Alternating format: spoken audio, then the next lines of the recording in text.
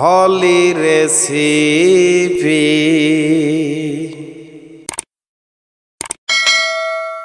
আশা করি আল্লাহর রহমতে সকলেই ভালো আছেন। আজকে আমি খুবই এক মজার রেসিপি নিয়ে আপনাদের সামনে হাজির হলাম। এটা বেশি করে বাচ্চাদের জন্য খুবই প্রিয়।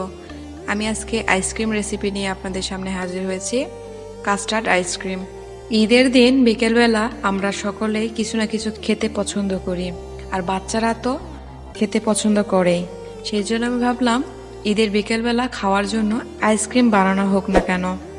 সেই জন্য খুব সহজে আমি কাস্টার্ড আইসক্রিম কিভাবে তৈরি করতে হয় সেটাই আমি আপনাদেরকে দেখাবো। তাহলে চলুন। এখানে আমি 1 লিটারের মতো দুধ নিয়েছি। এখানে আমি এটা গরু দুধ নিয়েছি। আপনারা চাইলে গুঁড়া দুধ দিয়েও তৈরি করতে পারেন। শুধু গুঁড়া দুধের সঙ্গে পানি মিক্স করে একটা লিকুইড দুধ করে নিতে হবে। আর এই পাশে আমি কাস্টার্ড নিয়েছি। এখানে আমি 2 চামচের মতো কাস্টার্ড পাউডার নিয়েছি। রেডিমেড নিয়েছি, আপনারা চাইলে বাড়িতে বানিয়ে নিতে পারেন। এবার আমি প্রয়োজন মতো দিয়ে দিচ্ছি দুধ। দুধ দিয়ে আমি কাস্টার্ডটাকে আগেই একটু ভিজিয়ে রেখে দিব।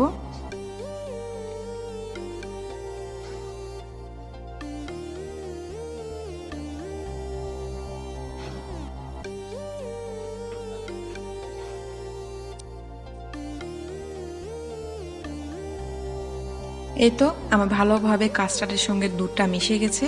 এখন এটা আমি এক সাইডে রেখে দেব আর চুলায় দুধটা উঠায় দিতে যাব।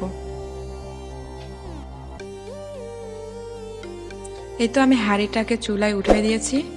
এবার আমি দিয়ে দিচ্ছি 1 কাপ চিনি। চিনিটা আপনারা টেস্ট অনুযায়ী দিয়ে দিবেন। এবার আমি চিনি আর দুধটাকে ভালোভাবে আমি জাল করে নেব।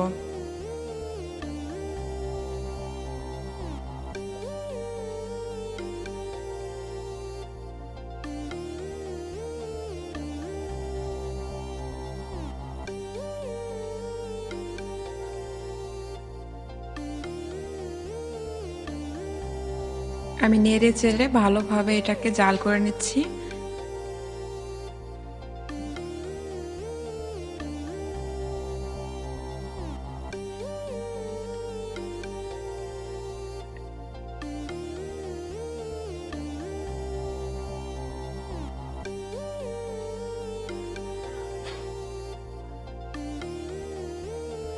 অনেকটাই কমে আসছে। আমি জাল করে প্রায় 1 লিটারকে হাফ লিটারের একটু কম করে নিয়েছি, দেখতেই পাচ্ছেন। এবার আমি এটাকে নামায় নেব। আমি দুধটাকে নামায় নিয়েছি। গরম থাকা অবস্থায় আমি কাস্টার্ডটা এখানে ঢেলে দিব। চুলায় থাকতেও দেওয়া যেত, কিন্তু চুলায় দিলে সঙ্গে সঙ্গে এটা বেশি ঘন হয়ে যায়, অনেক সময় সমস্যা হয়ে যায়। সেই জন্য আমি এটাকে নামায় নিয়ে কাস্টার্ডগুলো দিয়ে দিচ্ছি। আর কাস্টার্ড দেওয়ার আগে অবশ্যই এভাবে নেড়ে ছেড়ে দিবেন, কারণ কাস্টার্ডটা নিচে লেগে যায়। আমি একটু একটু কাস্টার্ড দিচ্ছি আর চামচ দিয়ে আমি ভালোভাবে নেড়ে দিচ্ছি। একসঙ্গে দিতে যাবেন না, দিলে কাস্টার্ডটা দলা পেকে যেতে পারে। আমার মতো অল্প অল্প করে দিয়ে এটাকে করে নেবেন।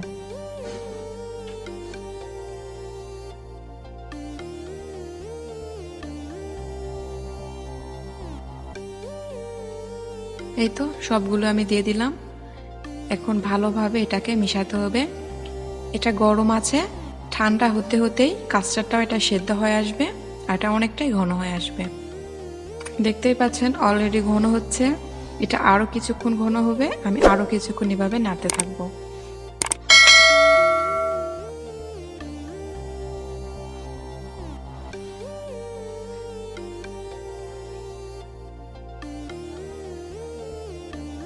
আমার অনেকটাই ঘন হয়ে আসছে আর এটা গরমটা অনেকটাই কমে আসছে।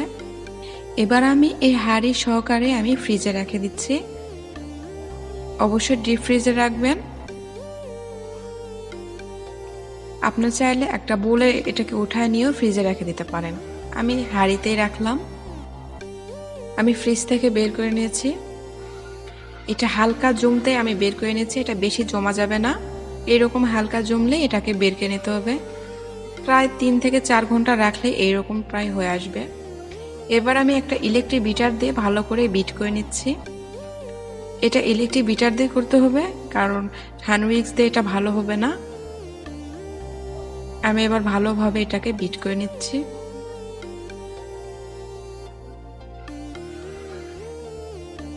এই আইসক্রিমটা বাচ্চারা খুবই পছন্দ করে। আপনারা চাইলে অনায়াসে খুব তাড়াতাড়ি ঈদের একদিন আগে করে নিতে পারেন, যেন ঈদের পরের দিন বিকেলে বাচ্চারা এটাকে খেতে পারে।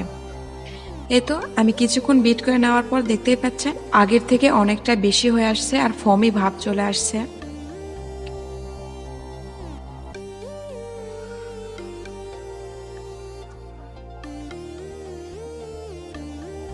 আর কিছুক্ষণ আমি বিট করব, করে আমি আবারও এটাকে ফ্রিজে রেখে দেব।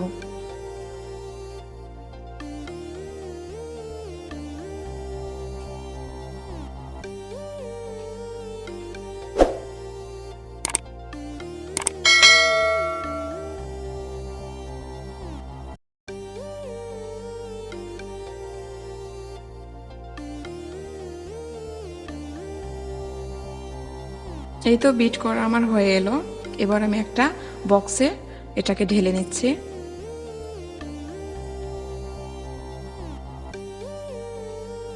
খুব সুন্দর একটা স্মুদি ভাব চলে আসছে, দেখতে পাচ্ছেন।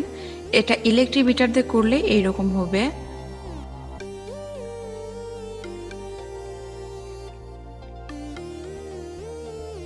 আমি এবার একটু ট্র্যাপ করে দিচ্ছি যেন ভিতরে কোনো লাঞ্চ না থাকে।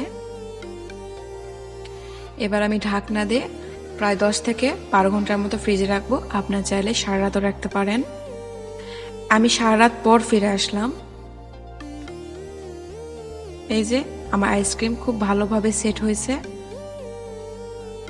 আমি এবার আপনাদেরকে একটু কেটে দেখাচ্ছি। খুব সুন্দর একটা ক্রিমে ভাবও আসছে, দেখতেই পাচ্ছেন। কোনো ক্রিম ছাড়াই খুব সহজে কাস্টার্ড আইসক্রিম তৈরি করা গেল, তাই না? অবশ্যই এবার ঈদেতে বাচ্চাদেরকে তৈরি করে দিবেন, দেখবেন আপনার বাচ্চারা খুবই খুশি হবে। এই তো আমার আইসক্রিম রেডি, দেখতেই পাচ্ছেন।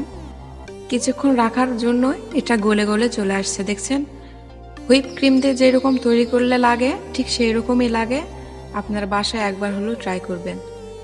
আর আমার রেসিপি ভালো লাগলে আমার চ্যানেল সাবস্ক্রাইব করতে ভুলবেন না। তাহলে এখানেই বিদায় নিচ্ছি। খোদা হাফেজ।